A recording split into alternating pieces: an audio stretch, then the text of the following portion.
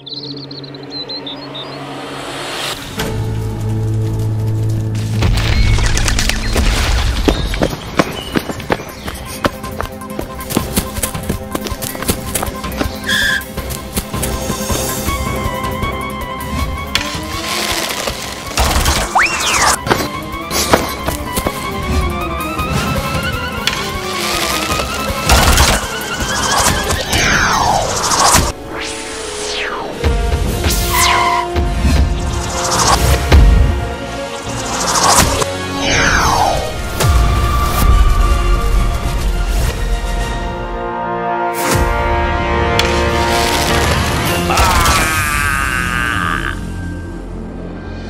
যুদ্ধবিদ্যারই জ্ঞান আছে রাজন, প্রজাতন্ত্রের নয়, ব্রাহ্মণদের রক্ষা করাও নয়, বা কিভাবে রাজ্যের প্রজাদের বাঁচানো যায়। কি হয়েছে ঋষিবর? আমি কি অপরাধ করেছি? আপনি আমার উপর এত রেগে আছেন কেন? এই রাগের কারণ হলে তুমি নিজেই। ওই রাক্ষসকে বধ করতে গিয়ে তুমি এটা ভুলে গিয়েছো যে তোমার ছোড়া তীর অন্য কারোরও লাগতে পারে। তোমার ছোড়া দুটি তীরের দ্বারা আমারও মৃত্যু হতে পারত যদি আমার চারপাশে দিব্যরক্ষক কবচ না থাকতো। আমাকে ক্ষমা করে দিন ঋষিবর। আমি যদি সত্যিই জানতাম তাহলে এই রাক্ষসকে আমি এখান থেকে দূরে নিয়ে চলে যেতাম, কিন্তু আমি ওকে বধ আমার এই রাজ্যকে বাঁচানোর জন্য করেছি। আমি তোমাকে অভিশাপ দেব। না ঋষিবর। রাজন, একজন তপস্বীর তপস্যা ভঙ্গ করেছো তুমি। আমার বদলে অন্য কোনো নিরপরাধ থাকতে পারত যে তোমার বাণের আঘাতে মারা যেত। আমি আপনার কাছে হাত জোড় করছি ঋষিবর। আমি এটা জনকল্যাণের উদ্দেশ্যেই বাণ নিক্ষেপ করেছিলাম ঋষিবর। সেই কারণেই ওকে আমাদের রাজ্য থেকে দূরে নিয়ে চলে গিয়েছিলাম, কিন্তু আমি সত্যিই জানতাম না যে এখানে আপনি তপস্যা করছিলেন। ঋষিবর, দয়া করে আমাকে ক্ষমা করুন। আমার অভিশাপ ফিরিয়ে নেওয়া যাবে না রাজন, কিন্তু বদলানো যাবে। তোমার পরজন্মে এই রাক্ষস আবারও জন্মাবে। সেই সময় তুমি রাজা নয়, বরং এক সামান্য মানুষ হয়ে জন্মাবে। তখনও তোমাকে একেই বধ করতে হবে। কিন্তু আমি আমার পরের জন্মে কি করে বধ করব ঋষিবর? সঠিক সময় সবকিছু তোমার মনে পড়ে যাবে। যখন 31 বছর বয়স হবে, ও স্বয়ং তোমাকে খুঁজে নেবে।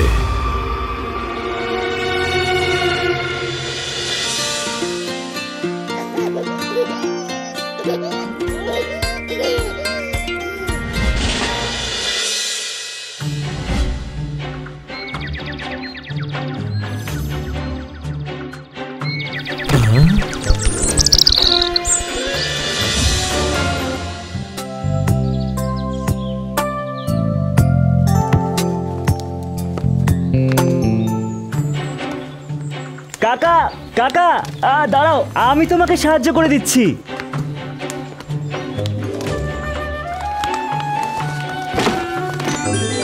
বাবা, তোমাকে দেখে মনে হয় না যে তুমি এত শক্তিশালী। সুখে থাকো বাবা। কিন্তু কাকা, তুমি এভাবে গরু ছাড়াই জমিতে হাল চালাচ্ছ কিভাবে? বাবা, গরুটা অসুস্থ হয়ে গেছে। আমার কাছে এত টাকা নেই যে ওকে সুস্থ করতে পারবো। কোনো ব্যাপার না কাকা, আমি তোমাকে সাহায্য করব। আজই তুমি আমার বাড়িতে আসবে, যা কিছু করার হয় আমি তোমার জন্য করব। ঠিক আছে বাবা।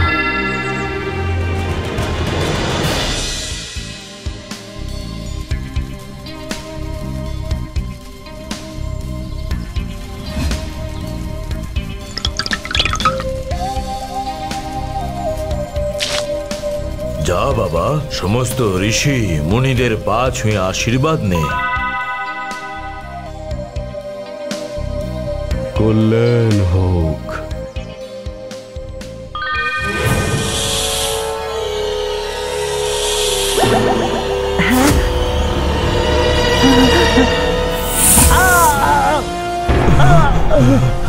বাবা, বাবা, হে ঈশ্বর, আমার ছেলের এটা কি হয়ে গেল? কি করি এখন? তুমি একটুও চিন্তা করো না বৃজদাস, এই সাপের বিষ ওর প্রাণ নাশ করতে সক্ষম নয়।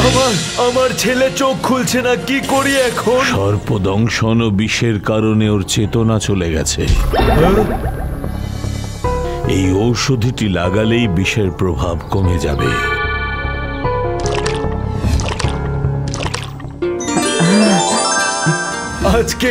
আজকে আপনার কৃপায় আমার ছেলের জীবন ফিরে পেলাম। আপনাকে অনেক অনেক ধন্যবাদ। না বৃজদাস, এর জীবন এইভাবে কখনোই বৃথা যেতে পারে না। ওকে অনেক বৃহৎ কার্য করতে হবে। ভবিষ্যতে ও নিজেই সংকটের বিনাশ করবে। আমি আপনার কথা বুঝতে পারলাম না। সঠিক সময়ের প্রতীক্ষায় থাকো, সে স্বয়ং জানিয়ে দেবে। এখনো এর উত্তর দেবার সময় আসেনি।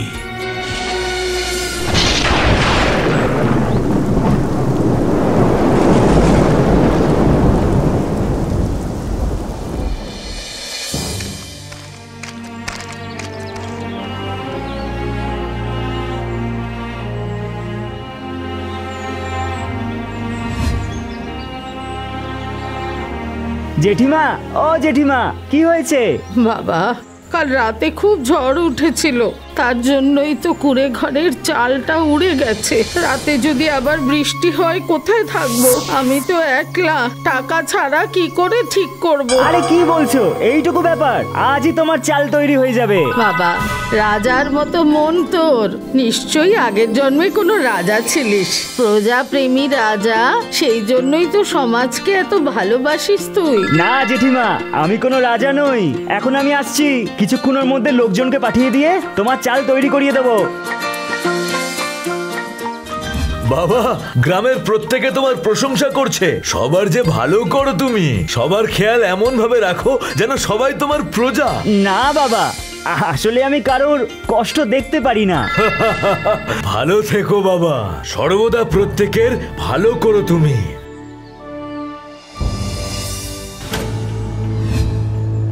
এবারে যে ফসলের লোকসান হয়েছে সেই জন্য কারোরই চিন্তা করার কোনো প্রয়োজন নেই। যতটা সম্ভব সবাইকে ক্ষতিপূরণ দেওয়া হবে।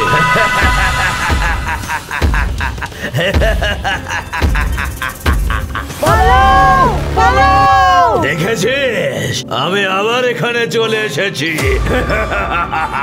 তোকে আমি বধ করব বিচিত্র। এ কোন বিচিত্রর কথা বলছে? প্রাণ বাঁচান প্রধান মশাই, পালান, না হলে ও কিন্তু আমাদেরকে ছাড়বে না।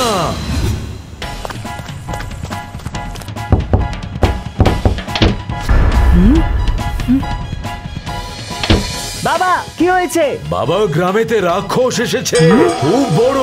কেউ কোনোভাবে বুঝতেই পারছে না কেন এগুলো ঘটছে। রাক্ষস? এটা কিরকম কথা বলছো বাবা? আমি আর এখন ছোট নেই। আর আমিও তোমার সঙ্গে মজা করছি না। বুঝতে পারছি না কাকে একটা বধ করবে যেন বলছিল। মনে হচ্ছে কেউ এসেছে বাবা। না বাবা, দরজাটা খুলো না। যদি রাক্ষসটা আসে তাহলে? ভয় পেও না বাবা, কিচ্ছু হবে না। চলো, এই গ্রাম আর আশ্রমকে বাঁচানোর জন্য সময় হয়ে এসেছে বিচিত্র। আপনি কি বলছেন এগুলো?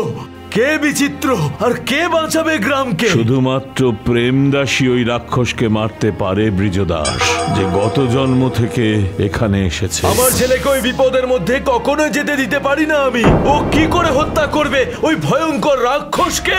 ও কোনো যোদ্ধা নয়, ও একটা অতি সাধারণ ছেলে। সময় নেই বৃজদাস, শুধু এইটুকু জেনে রাখো, প্রেমদাসের জন্ম এই কারণেই হয়েছে, আর এই দানবের বিনাশও এর হাতেই ঘটবে। উনি ছিলেন রাজা বিচিত্র সেন। কিরকম জন্ম আর কে রাজা? আমি তো কোনো কিছুই বুঝতে পারছি না। বাবা, আমি যাব তোমার সাথে। যদি আমি বিচিত্র সেন হই, আমি আমাদের গ্রামকে দানবের প্রকোপের হাতে শেষ হতে দেব না। এক্ষুনি চলো।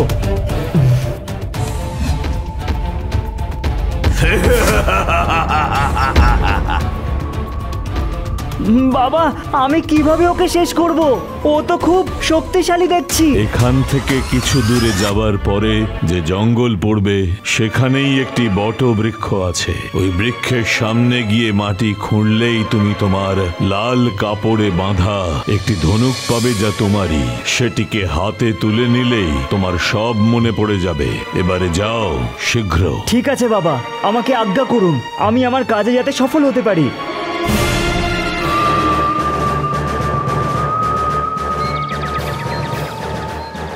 বাবা তো আমাকে এই বৃক্ষের নিচেই বলেছিল।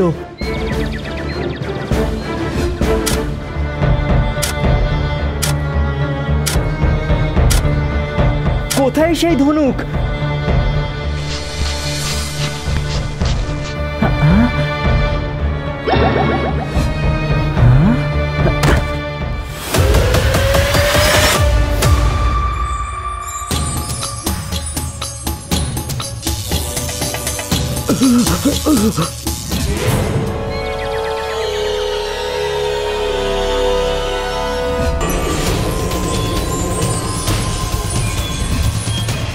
আমার ভয়েতে কোথায় লুকালি বিচিত্র?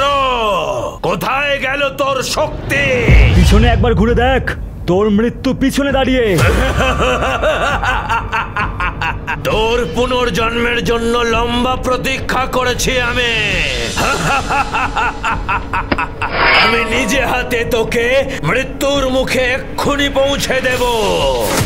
সময় বলে দেবে কে কোথায় পৌঁছবে, কারণ তুই মুখোমুখি প্রেমের সাথে নয়, বিচিত্র সেনের সাথে হয়েছে দানব রাক্ষস।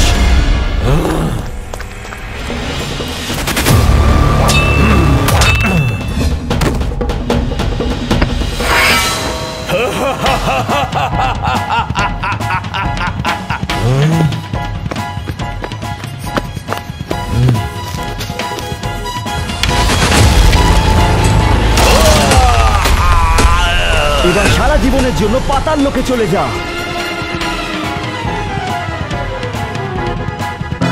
বাবা, তুই তো সত্যি একজন বীর রাজা। তোর মতো একজন ছেলে পেয়ে আমি ধন্য হয়ে গেছি। আপনার জন্যই আমি আগের জন্মের ভার থেকে মুক্ত হতে পেরেছি বাবা। আমাকে আমার জন্মের কারণটা বলে দিয়ে আপনি আমার অনেক উপকার করেছেন। তুমি তোমার পূর্বজন্মের পরিচয় হয়তো জানতে পেরেছ, কিন্তু খেয়াল রেখো এই জন্মে তুমি একজন সাধারণ মনুষ্য মাত্র। বর্তমান জীবন হলো প্রেম দাসের। বিচিত্র সেনের যা কার্য ছিল তা সম্পূর্ণ হয়েছে।